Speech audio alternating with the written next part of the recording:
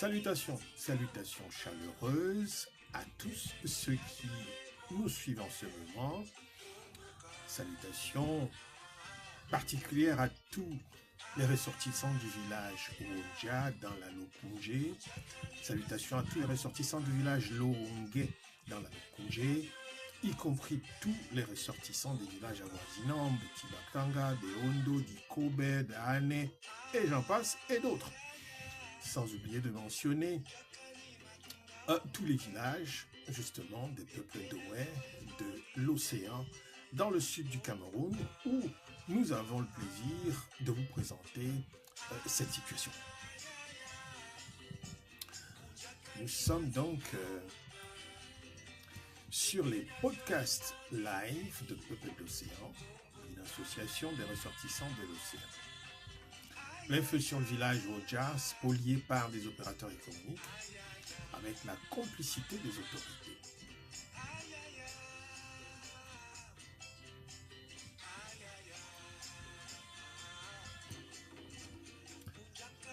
Bienvenue.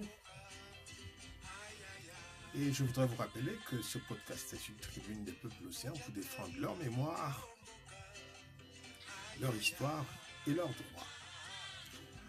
Le thème que nous abordons aujourd'hui, c'est le cas dramatique de Wonja et des villages avoisinants, mais particulièrement Wonja, victime d'un accaparement foncier orchestré par des opérateurs économiques et certaines autorités locales.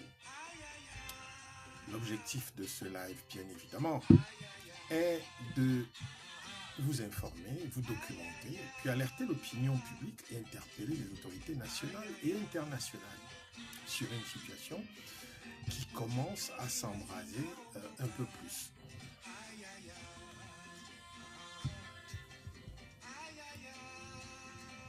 Donc, pour commencer ce podcast, je voudrais vous dire d'abord un tout petit peu l'historique et puis l'aspect culturel de Wonja.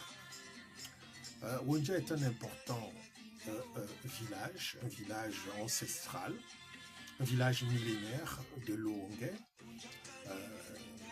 Donc son rôle dans l'histoire des migrations bantoues et des peuples Sawa d'Oé est très très importante.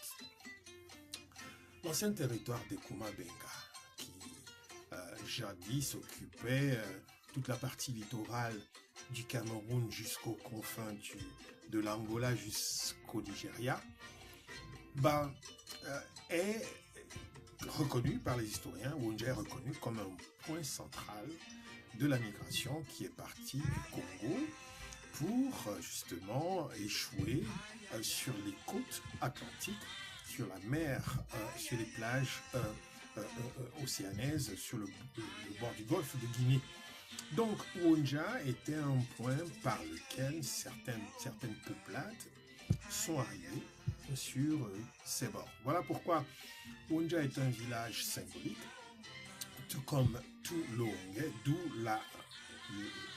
déjà l'éponyme, l'Oonge, qui déjà lui tout seul évoque beaucoup de choses dans l'histoire des peuples de cette région, que ce soit les peuples Sawa, les peuples d'Oé et puis tous les autres peuples qui ont en commun l'utilisation du même vernaculaire.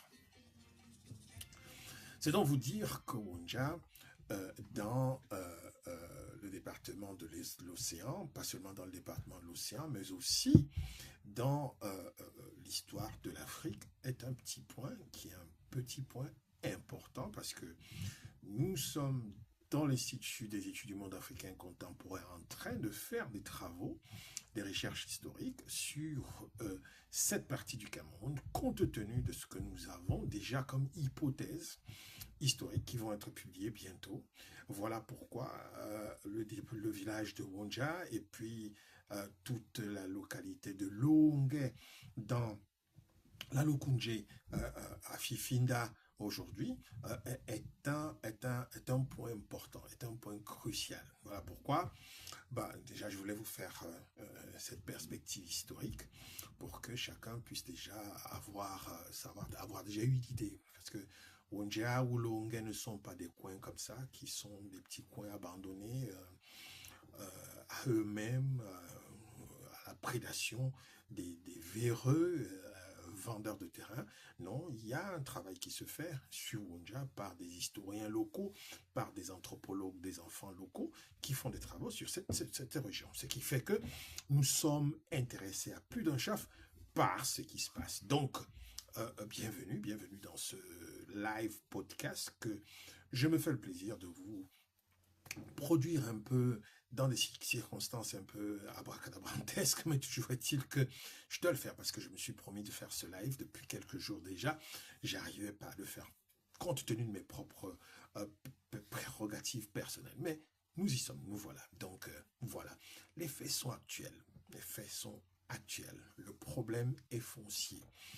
Et il y a des familles qui sont soit encastrés en prison et d'autres qui sont obligés de fuir leur maison parce que justement on commence à entrer dans une sorte de violence, une violence où certains se présentent même avec des armes à feu. Donc c'est le problème du foncier. Il y a une sorte d'accaparement de terre par M. Piado-Lucien et son réseau, initialement en complicité avec le défunt Mapaka, l'ancien chef du village, donc qui se sont comme ça investis dans une sorte de vente illégale ou illicite des terrains sans consultation des chefs de collectivité, ni encore des riverains. Voilà là où ça pose tout le problème, parce que moi je suis descendant, je suis petit-fils de ce village, et après quelques enquêtes que j'ai faites moi-même, j'en ressors là, on se rend compte que personne n'est au courant. On se lève un matin pour voir juste des géomètres qui entrent dans vos champs, dans vos forêts, pour vous dire non, vous n'avez plus rien à foutre ici, vous devez partir, vous ne devez plus jamais venir ici. Donc, l'exemple choquant, c'est des hauts fonctionnaires, en fait, qui sont dans une sorte de combine et qui, comme ça, avec la complicité d'un des vendeurs. En fait, il faut dire que M. Piado Célestin, Lucien, travaille avec M. Mapaka, une fois que M. Mapaka a été installé comme chef du village de Loongue. Et M. Mapaka s'est vu comme ça la raison de commencer à brader les terrains à l'insu des villageois eux-mêmes. C'est comme ça que, voilà, il se fait les services de M. Piado-Lucien qui s'improvise démarcheur et il va démarcher auprès de, pas seulement des vendeurs, des commerçants halogènes qui sont à Kribi, mais il va étendre ses prospections jusqu'à les ministères, les services de la présidence de la République.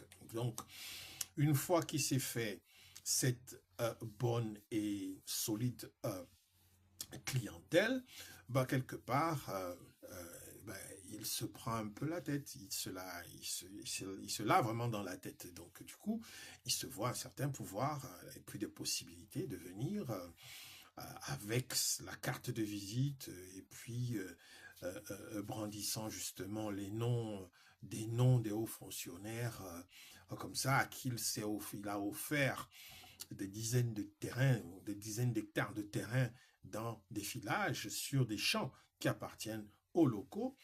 C'était tout bénéfice, c'était tout gagné pour lui.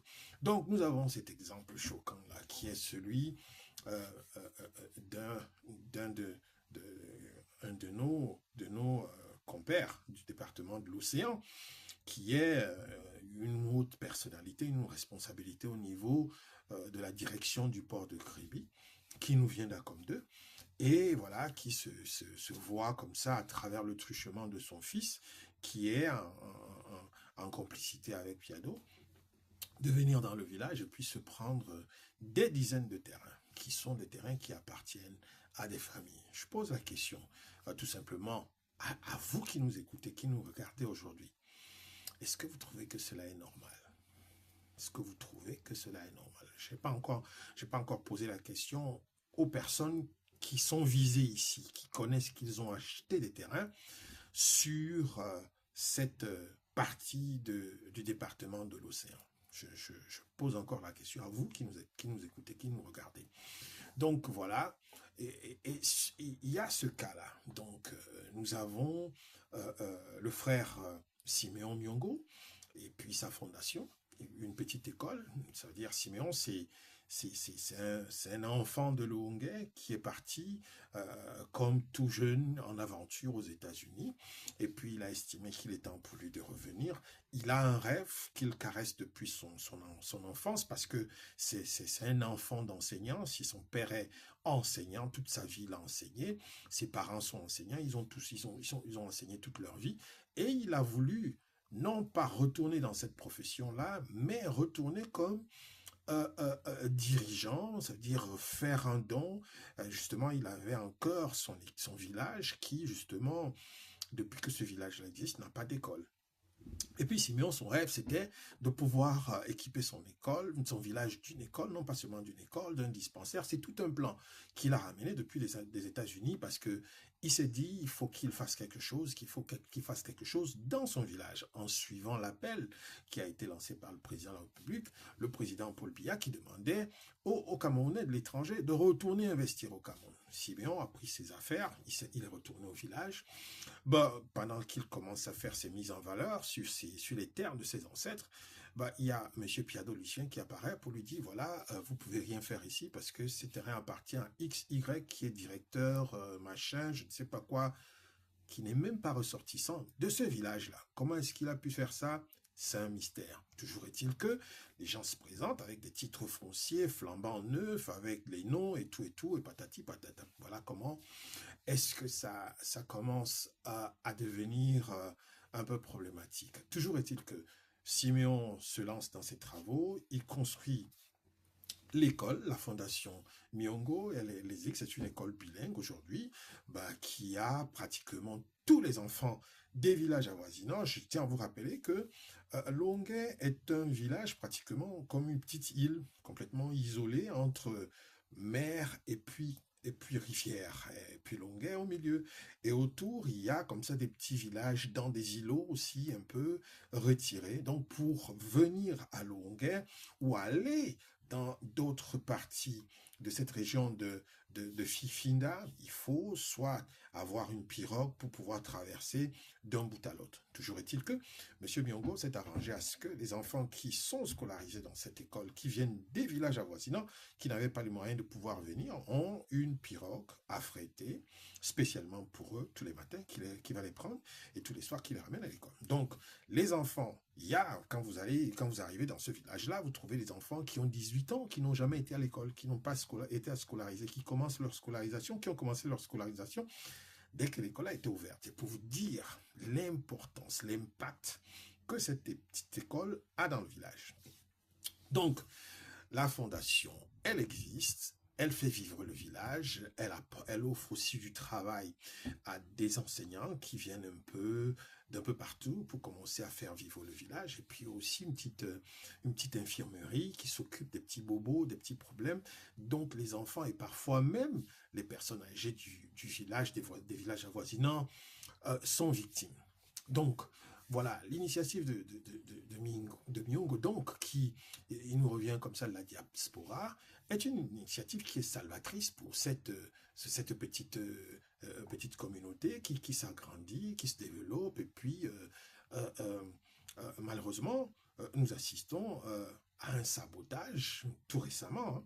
Nous avons devant ce qui se présente déjà comme les édifices, il y a un corps constitué, des enseignants, une directrice, et puis tout ce qu'il faut pendant que les travaux avancent et que l'école commence à prendre forme. Nous voyons tout récemment, il y a M. Piado qui débarque avec ses tracteurs pour venir complètement saccager le village, saccager cet espace, ce domaine. Donc, c'est des menaces qui s'accompagnent avec des violences, et puis des procédures judiciaires sont intentées entre monsieur Miongo et puis M. Piado. Tout ça crée un climat d'instabilité et vraiment d'incertitude dans le village. Parce que M. Piado, il a l'art de corrompre tous ceux qui sont de près ou de loin impliqués dans cette histoire, et ce qui fait que ça ne rend pas la chose facile, parce que les gens qu'il corrompt sont des gens certaines personnes qu'il essaie de corrompre sont des gens qui sont des villages avoisinants, des périphéries, et j'en passe et d'autres. Donc, ce qui nous préoccupe le plus ici, c'est les menaces et les violences, parce qu'il y a eu des armes à feu qui ont été vues par certaines personnes dans les villages et qui ont fait en sorte que M. Myongo était obligé de quitter le village et puis son domaine, là où il a construit et là où il vit depuis un certain moment, où se trouve la fondation et puis l'école. Donc, il y a la gendarmerie qui vient, mais la plupart des fois, quand la gendarmerie vient, c'est la gendarmerie qui vient avec une partialité, parce que c'est des gens qui ont déjà été barbe mouillée par M. Piado Lucien. Donc, du coup, ils ne viennent pas pour M. Myongo, ils ne viennent pas pour installer l'autre, ils viennent pour protéger les intérêts de M. Piado. C'est comme ça que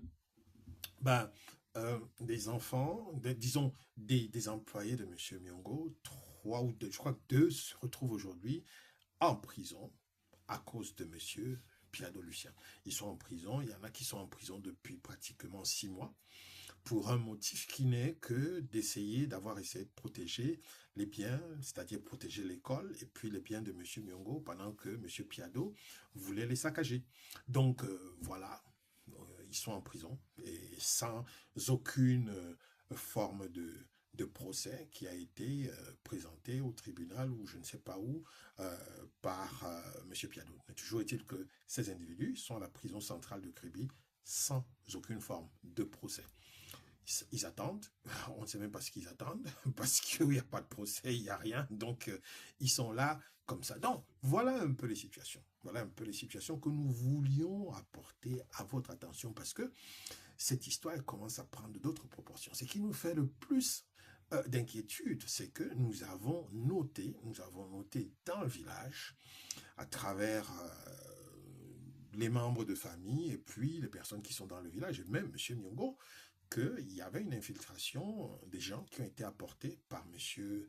Piado, qui s'expriment en pidgin et qui font des menaces en disant qu'ils sont des ambazoniens, qu'ils viennent de, vous savez, entre la partie sud-ouest et puis l'Ongais, c'est pas compliqué, hein, c'est une pirogue. Je vais vous dire que déjà, il y a beaucoup de Nigérians qui sont dans nos villages, qui vont au Nigeria régulièrement, qui reviennent en pirogue. C'est un jeu d'enfant. Donc, les ambazoniens qui sont dans le sud-ouest touchent la côte, c'est pas compliqué. C'est pas vraiment difficile. Donc, nous voulions tout simplement, sans vouloir jeter l'opprobre à qui que ce soit, nous n'avons pas de problème avec des ambazoniens. Que les ambazoniens viennent à Kribi, moi je dis c'est pas un problème.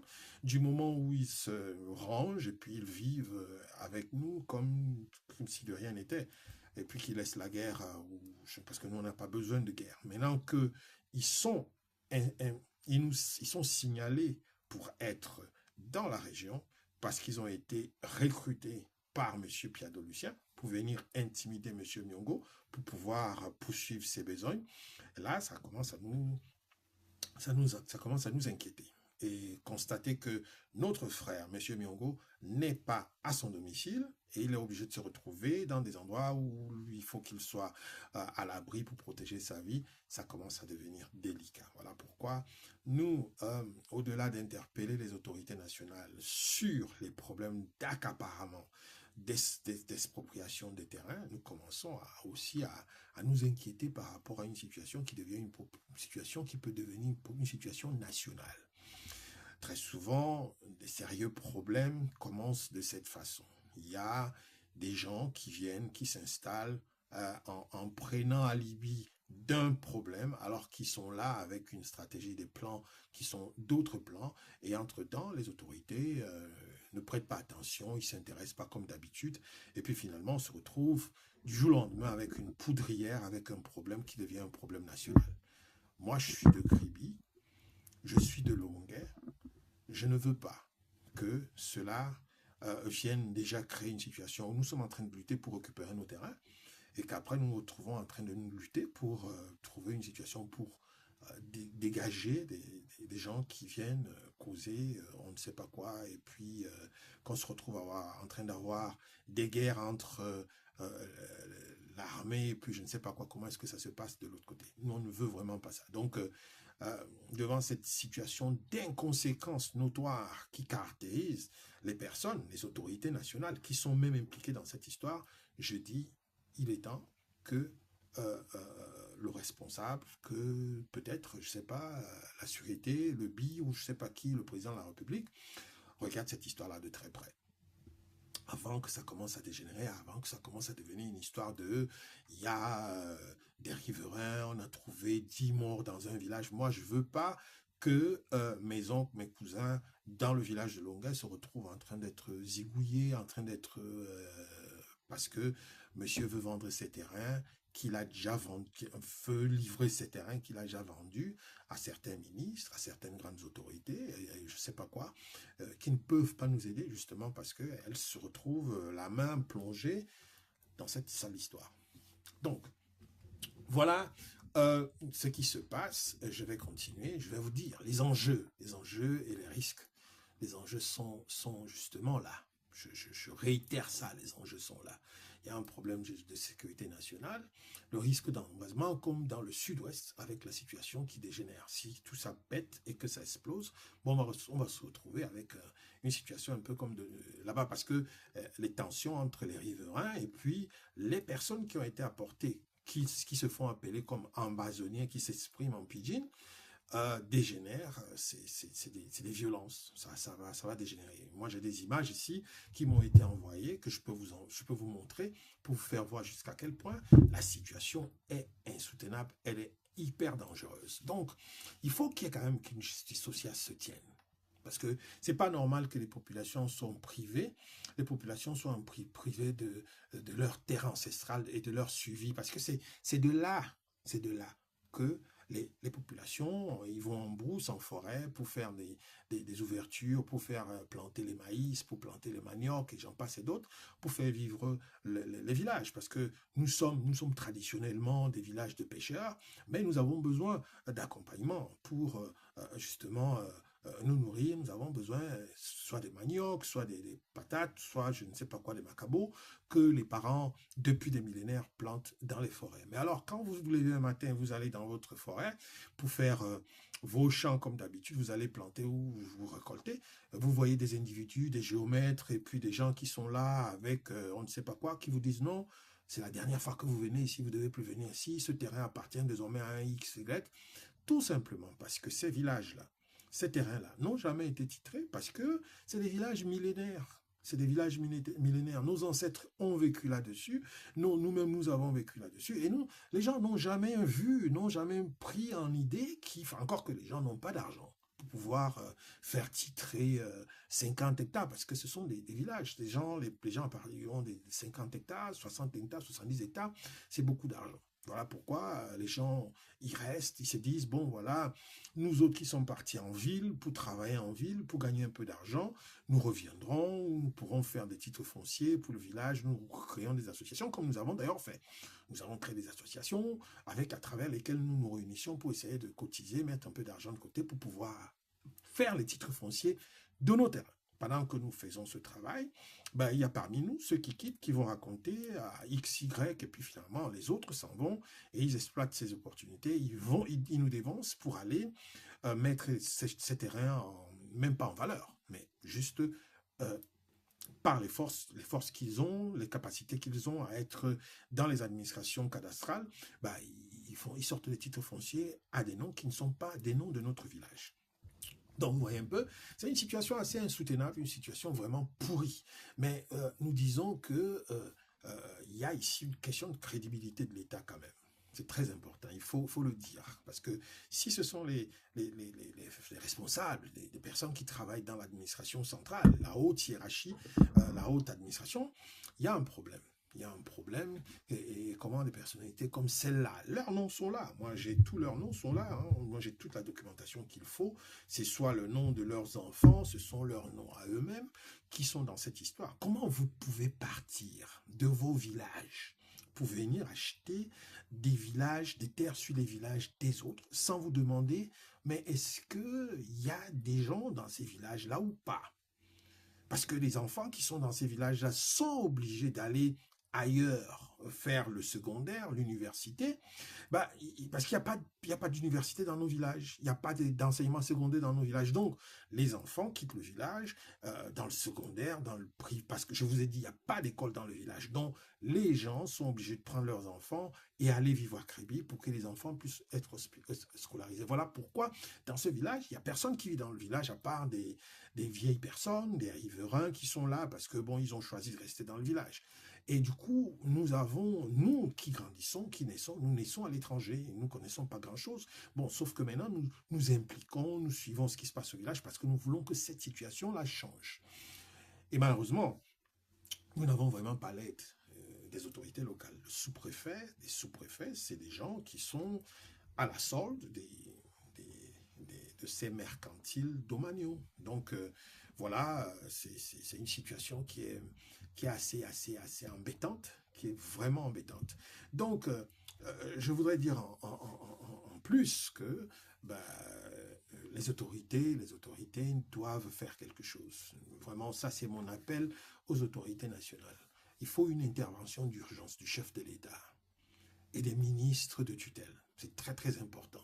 Il faut une mise en place d'une commission d'enquête sur ce qui se passe à Longueuil. Il faut arrêter cette histoire de, voilà, nous on vient avec des portefeuilles qu'on vous donne et vous les prenez, vous faites des lettres et ces lettres-là ne sont pas suivies. Moi je vais vous dire, je ne sais pas combien de lettres nous avons ramenées de la présidence de la République où il était question que des individus désistent de leur sale besogne, mais ils sont encore là. Encore que nous avons aussi reçu l'aide, nous avons reçu du courrier qui a été offert par le ministre le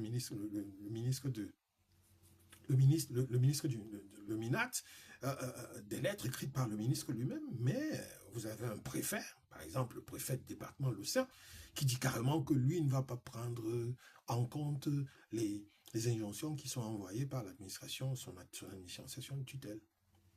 Un préfet qui refuse de respecter les injonctions qui ont été données par son ministre de tutelle.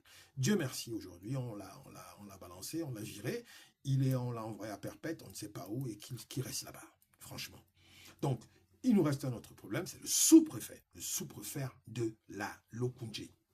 Le sous-préfet de la Lokundji, c'est un autre problème qui ne nous aide pas du tout à régler cette situation. Tout simplement parce que il est au courant qu'il y a des gros poissons qui sont dans cette histoire et du coup il a peur et même quand il faut qu'il intervienne, il n'intervient pas pour arranger les choses pour les riverains. Donc essayez de comprendre, essayez de voir combien ça a un impact dans la vie des riverains de tous les jours. Le stress de savoir qu'un jour, du jour au lendemain, on va vous dire, vous devez partir d'ici parce que ce n'est plus votre village, ça ne vous appartient pas. Vous vous rendez compte?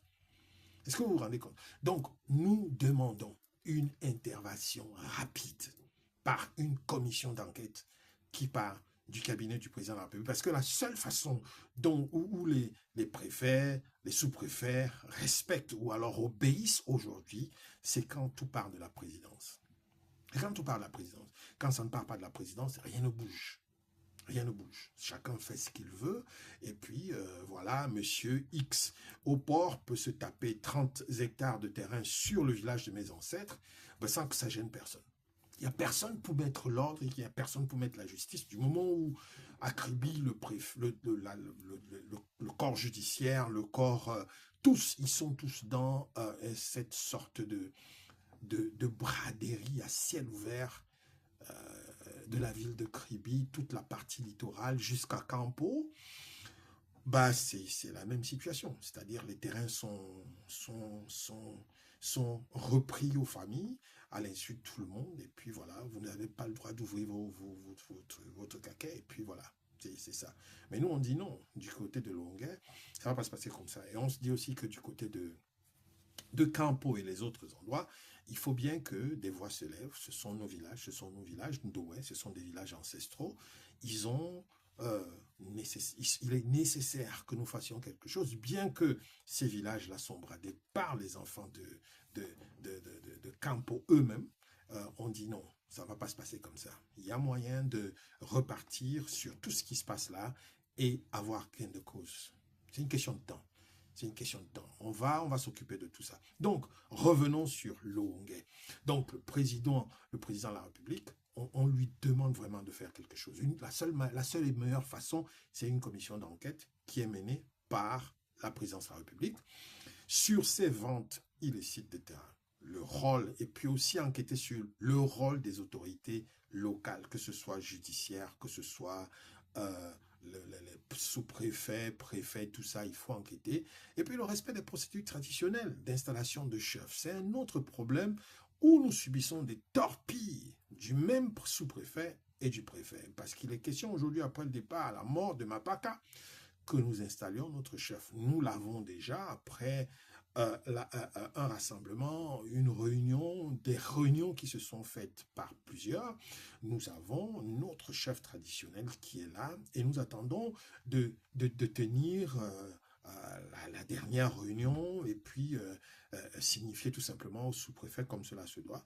Et voilà. Donc, nous voulons vraiment des garanties de sécurité pour les familles locales, en particulier la famille Miongo. Nous voulons vraiment des sécurités parce qu'en ce moment, M. Miongo n'est pas en place chez lui à Wonja. Tout simplement parce que, à côté de chez lui, sur son terrain, M. Célestin Piado-Lucien a fait venir une bande d'Amazoniens qui sont en train de construire une baraque sur le terrain de M. Siméon Miongo, sous prétexte que ce terrain-là appartient à M. Melon, ou alors le fils de M. Melon. Comment est-ce que vous imaginez ce genre de scénario-là? C'est dans votre village. Et puis vous êtes océanais. Moi, je vous parle en tant que président de l'association Peuple de l'Océan. Peuple de l'Océan. On ferait ce coup aux gens d'Acom 2. Je serais le premier à faire des podcasts pour défendre Acom 2. On ferait la même chose aux gens de Fifinda, de Bipiti ou je ne sais pas où. Je serais en train de donner ma voix pour faire des podcasts pour que cette situation-là s'améliore ou s'arrange. Comment est-ce que vous voulez créer un département de l'océan où nous devons nous réunir, travailler dans l'unisson ensemble, mais vous vous érigez dans le département de l'océan, la terre de nos ancêtres bantous, nous tous bantous. Vous vous érigez en prédateur tout simplement parce que vous avez des responsabilités étatiques. Vous avez des responsabilités de pouvoir. Mais comment est-ce que ça vous vient? Comment est-ce que vous ne pouvez pas réfléchir avant de vous dire, oui, mais on est en train d'aller là, on est en train quand même d'aller dans un village. Vous savez que tous ces coins-là appartiennent à des villageois qui vont à gauche, à droite, faire des plans, des pièges, faire des champs et tout, et tout, et tout. Comment vous pouvez vous lever un matin, acheter des terrains à un individu comme Piado, dont vous connaissez très bien la réputation. Mais vous vous dites quand même, oui, bon, si c'est lui qui se met devant, nous, on va, parce que on va juste se mettre derrière. Comment est-ce que vous croyez que vous n'allez pas être vu? Comment est-ce que vous avez fait que vous n'allez pas être vu? Et que nous ne pourrions pas dénoncer ce que vous êtes en train de faire. Parce que ce que vous faites, prenez ce que je dis comme vous voulez, mais ça n'a pas de sens. Ça n'a pas de sens. Dans l'esprit de la décentralisation que nous sommes en train de vivre, nous, les Ndoué, nous avons comme sentiment que vous devenez des prédateurs. Pour nous, vous êtes devenus des prédateurs sous prétexte que vous avez la couverture des responsabilités régaliennes de l'État que vous avez, parce que nous, on ne les a pas. On n'a pas de ministre, on n'a pas de je ne sais pas quoi, on n'a pas de machin. Bah, attendez, envoyez-nous, mettez-nous notre frère dans gouverneur du Sud. Mettez-nous notre frère gouverneur du Sud pour qu'on voit un peu. Mettez-nous des préfets ressortissants de l'océan. Pourquoi tout le temps nous avons des préfets qui sont des préfets qui viennent d'ailleurs? Ils règlent quoi? Ils ne règlent aucun problème. Ils viennent avec des agendas de business. Ils n'ont pas de plage chez eux et puis ça accapare toutes nos plages. Tous les préfets qui arrivent à Kribi prennent les plages, les terres des locaux. Vous trouvez que c'est normal? Nous, on doit aller se plaindre chez qui? Nous, on doit aller se plaindre chez qui? On doit aller se plaindre chez qui? Avec la complicité de nos frères locaux. C'est une situation assez délicate, c'est une situation alarmante. Nous autres, qu'est-ce que nous faisons? Nous n'avons plus rien chez nous. Nous n'avons plus rien. Vous avez armé nos voisins, les ethnies locales voisines contre nous pour venir récupérer des terres derrière nos champs et tout, pour vous les vendre. C'est une situation insoutenable. C'est quand même inacceptable. Partout dans le département de l'océan, c'est que, bon, nous avons cette civilité qui est une civilité ancestrale. Depuis nos ancêtres, nos parents, nous avons su toujours travailler avec l'État et puis les autorités et puis savoir partager ce que nous partageons avec les autres. Mais quand vous arrivez quand même, vous prenez 30 hectares. Vous, un seul individu, dans un village, vous prenez 30 hectares. Mais c'est de la provocation. Pourquoi vous venez prendre notre souveraineté? Parce que quand vous venez comme ça, hein, vous venez comme ça dans nos villages, vous installez, mais c'est notre souveraineté que vous nous arrachez. Réfléchissez un peu. Comment est-ce que vous croyez qu'on va vous laisser faire? Très honnêtement, comment est-ce que vous croyez qu'on va vous laisser faire? Donc, je tiens à vous rappeler que l'État camerounais doit faire quelque chose. Sinon, cette histoire, on va monter un dossier que nous allons déposer à l'Organisation des Nations Unies. Parce que là, ça commence à prendre des proportions qui demandent à ce que nous commencions à chercher des soutiens qui sont aussi des soutiens étrangers. Si l'État camerounais ne peut pas protéger notre village, nous remettre nos terres, nous allons chercher à récupérer ces terres par d'autres moyens. Et ça, vous ne pouvez pas nous empêcher ça. Nous sommes quand même allés à l'université ici en Europe, nous sommes allés nous former en tenant en considération le fait que nous prévoyons tout ça, nous avions vu tout ça venir. Donc, ce que je veux conclure, c'est un rappel des faits. Il n'y a que Onja, dans le village de Longuet, dans le département de l'océan à Fifinda. C'est un village millénaire, c'est un village historique où justement nous sommes en train de vouloir installer un institut des études du monde africain contemporain pour justement ressortir cet aspect des villages africains dans ce que je suis en train de préparer comme étant la renaissance africaine globale. Donc, c'est des mémoires des migrations bantoues dont nous avons une richesse énorme qui doit être estirpée, qui doit être étudiée. On n'a pas suffisamment étudié les migrations bantoues, à part le fait qu'on parle d'elles comme ça, que oui, machin.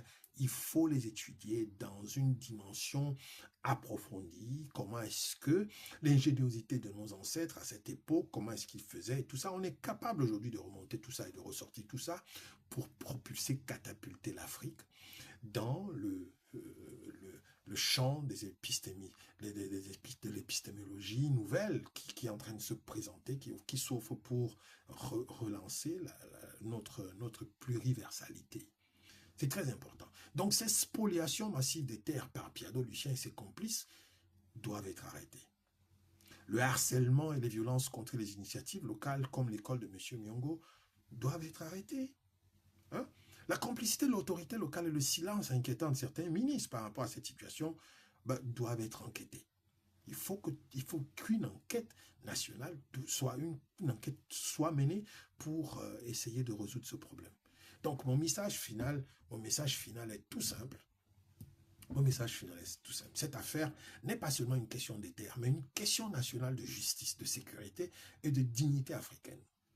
Les peuples de l'océan appellent à l'intervention urgente des autorités pour restaurer l'ordre, protéger les populations et préserver le patrimoine ancestral ndowé. Parce que ça, c'est un patrimoine ancestral ndowé.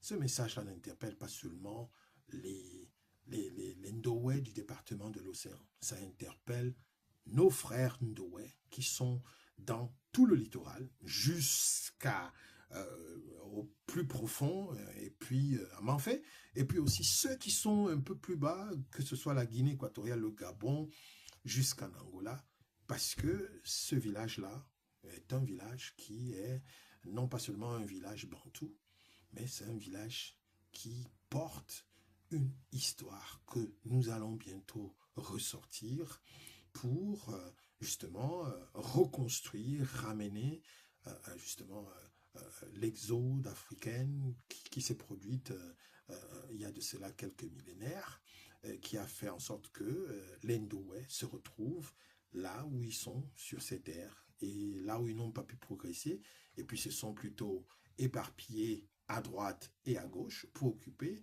le littoral camerounais. Donc, nous tenons à rappeler que nous faisons ce podcast pas dans le but de stigmatiser quelqu'un ou d'insulter quelqu'un, mais nous présentons des faits qui sont des faits troublants, des faits choquants. C'est le premier podcast, nous en ferons d'autres pour vous informer, vous tenir au courant de ce qui se passe exactement dans le village de Wonja. Nous sommes dans le département de l'Océan. Je suis Mbekentonga Metila Mélodie, CIO de l'association Peuple de l'Océan. C'est ensemble que nous devons construire. L'océan, c'est notre océan à tous. Nous ne laisserons pas de place aux prédateurs. Ne vous servez pas, n'abusez pas votre pouvoir parce que vous êtes directeur de ceci, vous êtes directeur de cela. Non, non, n'abusez pas de votre pouvoir pour vous accaparer les villages des autres. C'est malsain. C'est malsain. Voilà, c'est ce que je voulais vous dire. C'est en cette réflexion que je vous laisse. Et on se dit à très bientôt dans le département de l'Océan.